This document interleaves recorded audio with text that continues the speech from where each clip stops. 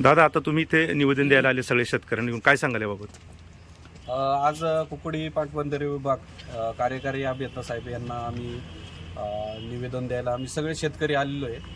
तर कारण असं आहे की आपण पाहत आला की शेतकऱ्यांची पाणीपट्टी ही मोठ्या प्रमाणामध्ये आता शासनाने या ठिकाणी वाढवलेली आहे. जवळपास 6 पट ही पाणीपट्टी या ठिकाणी वाढवलेली आहे. आणि ही पाणीपट्टी वाढवत असताना जर तुम्ही पाहिलं की इथून मागच्या काळामध्ये शेतकऱ्यांची पाणीपट्टी ऊसातून कारखान्यांनी कापून दिलेली आहे आणि वैयक्तिकरित्या पण शेतकरी पाणीपट्टी भरतोय. परंतु या वेळेला अशी परिस्थिती आलेली आहे की शेतकऱ्यांची 6 पट पाणीपट्टी वाढवली. म्हणजे मागच्या वेळेला 1 एकर जर क्षेत्र जर असेल तर त्याला 600 रुपयाची पाणीपट्टी त्याच्याकडून कपात केली जायची किंवा कापून घेतली जायची त्याच्या बिलामधून. परंतु यावेळेला ती 3600 रुपये झालेली. म्हणजे 6 पट त्याचा 2 एकर जर ऊस असेल तर 7 ते 8 हजार रुपये त्याची कपात होणार आहे. आणि ही भरमसाठ पाणीपट्टी जी आहे तर ते आमची शेतकऱ्यांची पूर्ण या ठिकाणी नाराजी आहे. कुठल्याही परिस्थिती ही पाणीपट्टी शेतकऱ्यांनी कापून द्यायची नाही आहे किंवा आमची पण त्याच्यावरती नाराजी आहे. आम्ही कुठल्याही प्रकारचा शेतकरी ही पाणीपट्टी कापून देणार नाही. मी खरं तर या शेतकऱ्यांचा प्रतिनिधी म्हणून या ठिकाणी उपस्थित आहे. कारखान्याचा प्रतिनिधी म्हणून जरी असलो तर आम्ही त्या ठिकाणी सर्व संचालक मंडळाने निर्णय घेतलेला आहे का कुठल्याही प्रकारची पाणीपट्टी शेतकऱ्यांची कापायची नाही.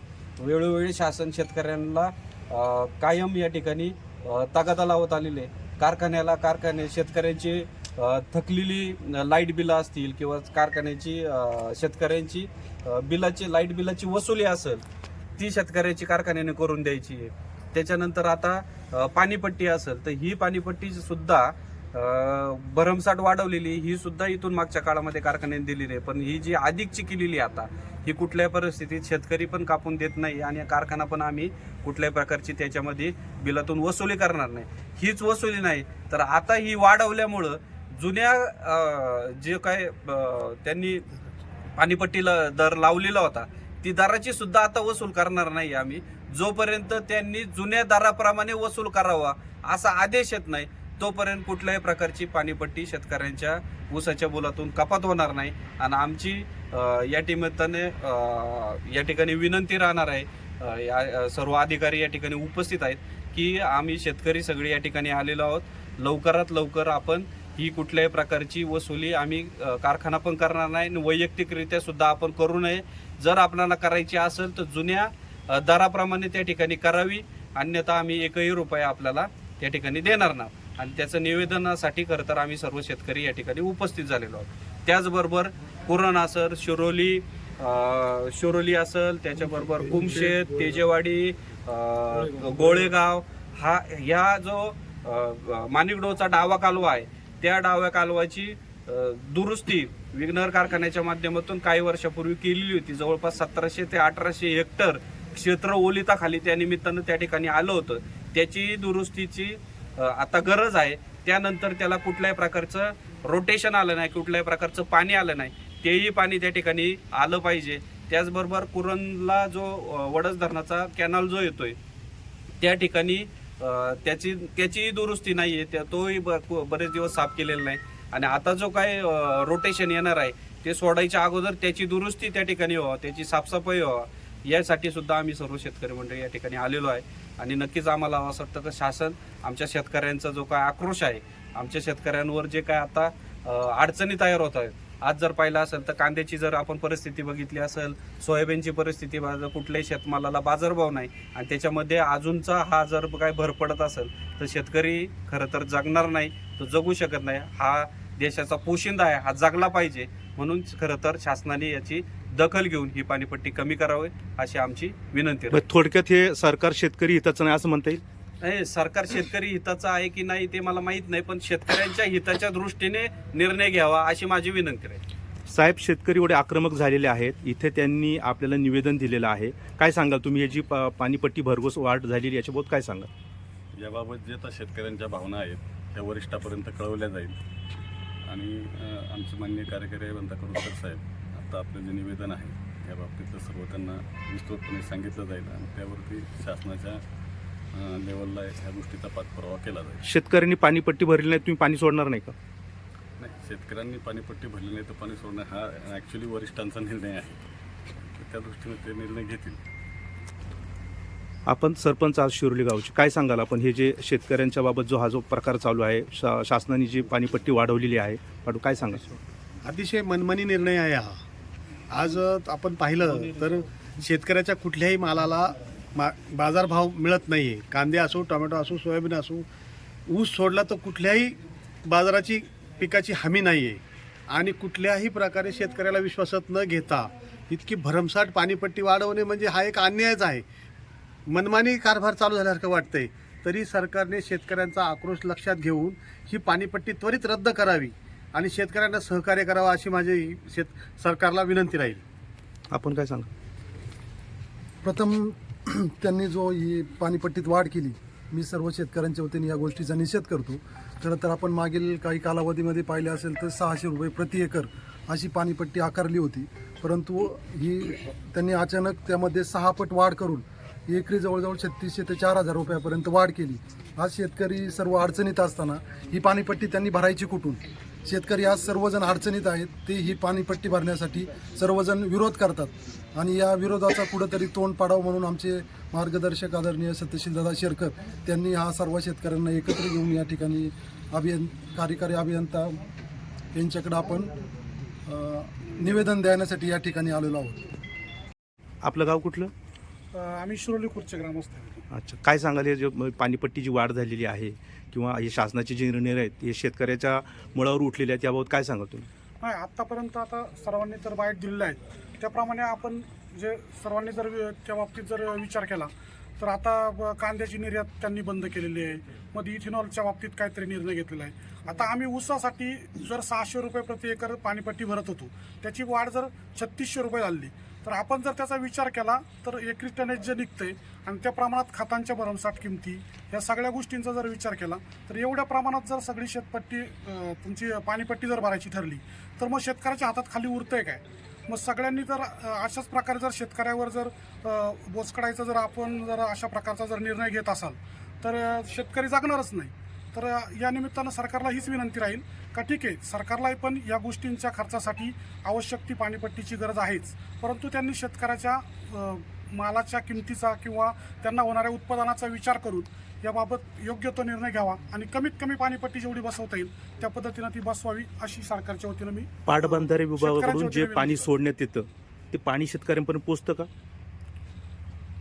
ॲक्च्युली आता आमचा जो कॅनॉल आहे तो गेली जवळजवळ 10 ते 15 वर्ष झाले तो पूर्णपणे बंद आहे. पाठीमागच्या काळामध्ये आपल्या कारखान्याचे अध्यक्ष सत्यशीलदादा शेरकर यांनी साफसफाई करून त्या कॅनॉलला त्यावेळेस पाणी आलं होतं, परंतु त्याच्यानंतर त्या वर्षानंतर पुन्हा ते पाणी जे बंद झालेलं आहे ते पुन्हा आजपर्यंत त्या कॅनॉलला पाणी आलेलंच नाही. कॅनॉलची किंवा पोटचाऱ्यांची अतिशय दुरावस्था आहे हो. आणि अशा परिस्थितीत ते साफसफाई करणे किंवा त्याची डागडुजी करणे ते सोडून जर फक्त पाणीपट्टी वाढवतात तर ह्याबाबत पण काय सांगाल तुम्ही? नाही, पाणीपट्टी आमचा तर सर्व शेतकऱ्यांचा विरोध आहेच पाणीपट्टी वाढवण्यासाठी. पाणीपट्टी त्यांना शेतकऱ्यांनी पण दिली पाहिजे. पाणीपट्टी त्यांनी फक्त योग्य प्रमाणात आकारावी आणि त्याबाबत ज्या काही उपाययोजना आहेत म्हणजे तुमचा कॅनॉल साफ करायचा असेल, चाऱ्या साफ करायच्या असतील आणि अनेक प्रकारे शेतकऱ्यांना ह्या पण अडचणी येतात का बऱ्याच ठिकाणी आता ओलिताखालचं क्षेत्र वाढलेलं आहे. त्याच्यामुळे ज्या ज्या ठिकाणी शेतकऱ्यांची शेती भरपूर प्रमाणात आहे तर त्या कॅनॉलवरून जाण्या येण्यासाठी जो रस्ता आहे त्या रस्त्याची पण खूप दुरावस्था झालेली आहे. तर त्या दृष्टीनं सुद्धा सरकारने या गोष्टीकडे लक्ष दिलं पाहिजे. कुठलं गाव? कुमशे. काय सांगाल? काही शासनाने जर सबसिडी वगैरे या डिक्लेअर करतात याला सबसिडी मग पाण्यालाच का संपूर्ण माफी देऊन फुकट पाणी द्यावं असं माझं तर म्हणणं आहे. सरकारने लाईट आणि पाणी या 2 गोष्टी सरकारने मोफत शेतकऱ्यांना दिल्या पाहिजेत आणि जे काय पोटचाऱ्या किंवा कॅनॉल असतात त्यांची साफसफाई दरवर्षी झाली तर पाणी जे वायाला जातं ते वायाला जाणार नाही. आमच्या कुमशेच्या हद्दीमध्ये 2 वेळा पावसामध्ये फुटलेला आहे, त्याची सुद्धा दखल घेतलेली नाही आहे आणि पोटचाऱ्या तर राहिलेल्याच नाहीत बहुतेक. तर ते शासनाचं दुर्लक्ष असल्यामुळं त्या पोटचाऱ्या नाही आहेत. शेतकरीचा विचार करत नाही, मग तो पाणी येत नाही तर पोटचारी ठेवायचे कशा? भविष्यामध्ये कॅनॉलसुद्धा लोक गाड्याला कमी करणार नाहीत असं मला वाटतंय. आजही आपण जाऊन बघितलं त्यामध्ये मोठमोठे भाबडीच्या झाडं आहेत, गवत आहेत, हत्ती गवत आहे. असं वाढल्यामुळं शेतकऱ्यांना आणि जनावरांपासून सुद्धा भीती वाटते या कॅनॉलपाशी राहणाऱ्या लोकांना. याचं शासनाने गांभीर्याने विचार करून शेतकऱ्यांना सहकार्य करावं एवढीच भावना. हा पट्ट्या वाढवल्या पण कॅनलला पाणी नाही. माणिकडो कॅनल जो आहे ना माणिकडो त्याला पाणी नाही. माणिकडोचा कॅनल माणिकडोचा डावा कालवा, माणिकडोचा 10 वर्ष झाले कालवा पाणीच आणि नाही. वडदचा पुरणचा जो आहे हा. तर त्याला पाण्याची गरज आहे का? हा, मग पुरणला पाणी देत असतो ना त्या पण चारीला. पुढे येत नाही ना पुरणपर्यंतच येतं ते. अहो तुम्ही म्हणता पण ते पोटचारे आहेत ना त्याची किती दिवस दुरुस्तीच झाली नाही. ते पाणी जर तुम्ही सोडताय ना ती इकडे तिकडे जाते ना, वाया जाते ते पाणी. मग त्याच्याबाबत ती दुरुस्ती तुम्ही केली पाहिजे ना पोटचाऱ्यांची. पुढच्या मध्ये कितीतरी वर्ष झाली पोटचाऱ्यांची दुरुस्ती झालेली नाहीये. आणि साफ करून आपण तो चालू केला तेवढं त्यावेळी पुरतं पाणी आलं. त्याच्या पूर्वी पाणी आलं नाही किती दिवस, त्याच्यानंतर आता परत पाणी नाही. 2-3 वर्ष आपल्या तर पट्ट्यात चुकती नाही. आणि शेतकरी आता गेले 10 वर्ष एवढे पूर आणायचे आपण. पण 6 पट वाढी अतिशय भरमसाठच आहे ना साहेब. थांबा ना, आता विषय असा आहे साहेब, 3 वर्षात तुम्ही वाढले नाही. स्थिती पहा, एवढी भयानक परिस्थिती झालेली आहे. रातच्या टायमाला ना आता सगळे शेतकरी वर्ग आहे. जाता येत सुद्धा नाही. दोन्ही बाजूला एवढली झाडं झाल्यात. म्हणजे मागच्या टायमाला दादांचा आम्ही आभार व्यक्त करतो सगळे ग्रामस्थ का सोकारचं त्यांनी म्हणजे त्यांच्या याच्यातून संपूर्ण आमचा जो चारे आहेत म्हणजे पाट तर संपूर्ण स्वच्छ करून दिला होता. आणि पाणी आलं पण. लग्नापासून आणलं हा, एवढ्यापर्यंत. तेव्हापासून आजपर्यंत तुम्ही येऊन बघा बाबळी एवढले झालेले आहेत. सगळी म्हणजे जे- बाबळीचं जंगल आहे, जंगल. कॅनलच्या कडे ते. म्हणजे वाघाची भीती तर आहेच, प्लस जात्या शेतकऱ्यांना धोका आहे. म्हणजे आमचं म्हणणं काय आहे का हे वैयक्तिक होऊ शकतं. तर आज तुम्ही शासनाच्या ज्या खर्चातून ते आजपर्यंत 7 रुपये काय झाले दिवायला पाहिजे ना, भरायला काय भरती पण आज तुमच्या एवढी नाही भरणार. येत नाही. म्हणजे ज्या कुठल्याही दिवशी गोष्टीचा दर वाढतो ना त्याला काहीतरी प्रमाण असतं. प्रमाण असतं ना. निकष लावून 3 वर्ष वाढली नाही म्हणून एकदम 6 पट कशी. 6 पट्टी करता बरं शेतकऱ्याचे खतांचे दर वाढवायचे, पाण्याचे दर वाढवायचे, सगळे दर वाढवायचे आणि पिकाचे दर कमी करायचे. उत्पादनाचे दर शेतकरी उत्पादन कमी करायचं. आणि तुमचं बाकीच्या राज्यात ही परिस्थिती नाहीये. आपल्याकडे बाकीच्या राज्यामध्ये फुकट मिळतंय लाईट आणि पाणी. पाणीपट्टी शेतकऱ्याकडून वसूल केली पाहिजे, शेतकऱ्यांची भरली पाहिजे, पण त्याला कुठेतरी प्रमाण पाहिजे. शेतकऱ्याचा तुमचा उत्पादन खर्च आणि पिकाची होणारी किंमत याचा कुठेतरी तफावत लावली पाहिजे. नाहीतर नुसतं सगळं फक्त शेतकऱ्यांनी हमालीच करायचे ठरवले का फक्त सगळे सगळ्या गोष्टी. त्याचा कुठेतरी ताळमेळ ठेवा आणि प्रमाणात घ्या तुम्ही पाणीपट्टी. त्याबद्दल तर आम्ही डायरेक्ट तो डावा कालवा आम्ही डायरेक्ट डिंब्यापासून हा, माणिकडोपासून. तर हिवऱ्यापर्यंत साफ केला. जवळपास 1700 हेक्टर क्षेत्र त्याच्यामुळं ओलिताखाली आलं आणि तो एकदम चकाचक केला. त्याच्यानंतर त्याच वर्षी पाणी आलं. त्याच्यानंतर दुसऱ्या वर्षी जे इरिगेशन त्याची साफसफाई करायला पाहिजे होती किंवा तो व्यवस्थित पाणी सोडायला पाहिजे. त्याच्यानंतर परत त्याच्यात पाणी आलं नाही. त्याच्यात पाणी जरी जर आलं असतं तरी तो कॅनॉल व्यवस्थित राहिला असता किंवा स्वच्छ राहिला असता किंवा साफ राहिला असता. त्याचा आज तरी करून तर त्या कॅनॉलचं काय करतो का त्यांच्या याच्यातून काही असेल ते तुम्ही त्याला मदत करा. त्याचं डिझेल वगैरे काय मशिनरीचं असेल ते त्या माध्यमातून टाकू. काय तुम्ही- आपण पाठवलं ते आहे ना मेकॅनिकलच्या याच्यामध्ये प्रोग्राम मध्ये धरून ते करून घेऊया, काय अडचण नाही करतं. आणि माणिकडोच्या बाबतीमध्ये आहे ना तर कडुसकर साहेबांनंतर आहे ना त्यांच्या कानावर एक गोष्ट घालतो आणि आपलं एक निवेदन समजा सगळ्या शेतकऱ्यांनी दिलं माणिकडोच्या कॅनलच्या बाबतीमध्ये. तर त्या दृष्टीने पण त्याची साफसफाई आणि दुरुस्तीच्या कामाच्या संदर्भामध्ये नाही आता जो शेत तुम्ही तेजेवाडीवाले, शिर्ली खुर्द, त्याच्यानंतर कुमशेत, पुढचे गोळगाव हे सगळ्या शेतकऱ्यांच्या जे काही पाणी काय वापर संस्था जे आहे त्या संस्थेचे जे काही पदाधिकारी आहेत किंवा काय ते सगळे जण एकत्र या. आपण त्याचं काम करून घेऊ. त्याच्याबरोबर साईडच्या रोडचं पण काम करून घेऊ. नाही तेच सांगतो ना, ते सगळं काढून घेऊ. त्याच्या बाजूचं सगळं हे करू. कॅनल पण साफ करून घेऊ आणि हे करू. तुम्ही आत्ताच सावध व्हा. पुढे जाऊन तुम्हाला आहे ना 2 महिन्यानंतर पाण्याची गरज पडणार आहे. कॅनलला पाणी जरी फिरलं तरी तुमच्या विहिरीला त्याला सगळ्याला पाणी वाटणार आहे. त्याच्यामुळे तुम्ही आजच सावध व्हा. सगळेजण एकत्र आपण बसू, सगळी चर्चा करू. आपल्याकडे काय करता येईल आपल्या बाजूने मदत आणि त्यांच्याकडनं काय काय जास्तीत जास्त घेता येईल ते सगळं घेऊ ना. पण सगळं आपण पाणी तर फिरू कॅनॉलला.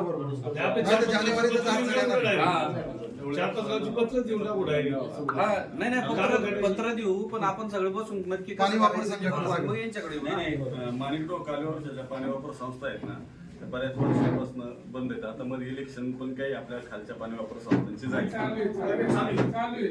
पण नाही, त्यांचे इलेक्शन झाल्या नाहीत मला वाटतं तुमच्या वरच्या. नाही ते बरखास्त झाले नाही ग्रामसभेत बरखास्त झाले. आता नव्याने निवड नाही झाली. नव्याने आहे ना तेच सांगतो तुम्हाला की त्या तुम्ही सांगता असं नाही बंद आहेत त्या त्याच्यामुळे काय होतं की पाणी वापर संस्था बंद असल्यामुळे कॅनॉल याचा अर्थ बाधित होतो कॅनॉलच हे नाही. आता आपल्याकडे जेवढ्या खाली जेवढे आहेत मीना शाखावरती असतील कुकडीला असतील इकडं गोडला असतील ह्या सगळ्या पाणी वापर संस्थाचा फंक्शनिंग मध्ये त्याला पाणी वापर संस्थेचा फायदा कसा आहे की आपण समजा 100 रुपये पट्टी आकारली तर त्यातले परत शासन आपल्याला 40 रुपये परत देते म्हणजे त्यांना हे पण लाभ पण मिळतो आणि घनमीटर पद्धतीने पाण्याचा वापर होतो त्याच्यामुळे त्याला रेट पण कमी येतो त्यामुळे पाणी आता आपलं पाणी खालच्या गावांना जातं खालच्या गावाची म्हणजे नगर जिल्ह्यामध्ये तर तिकडं त्यांनी क्षेत्र नोंदवलेलं असतं की बाबा आम्हाला ती पाण्याची गरज आहे. आपल्याकडे शेतकरी ते क्षेत्र नोंदवत नाही किंवा त्याच्यामुळं आपलं पाणी खाली जातं. अशा वेळेला शेतकऱ्यांनी सुद्धा जागरूक होणं पाहिजे याबद्दल काय सांगा? नाही बरोबर आहे ना. आपल्या शेतकऱ्यांनी ना आपलं पाणी आपल्यापाशी राहण्यासाठी जागृत राहिलंच पाहिजे. माझं म्हणणं काय आहे का शासनाची पाणीपट्टी असेल किंवा मग पाण्याची मागणी असेल किंवा या सगळ्या गोष्टीची जी काही शासनाकडे मागणी करायला पाहिजे ही 100% केलीच पाहिजे. ती जर केली तरच ते पाणी ठेवू शकतात. आपल्याकडे जर मागणीच नसेल तर ते साहजिक ते पाणी खाली सोडणार.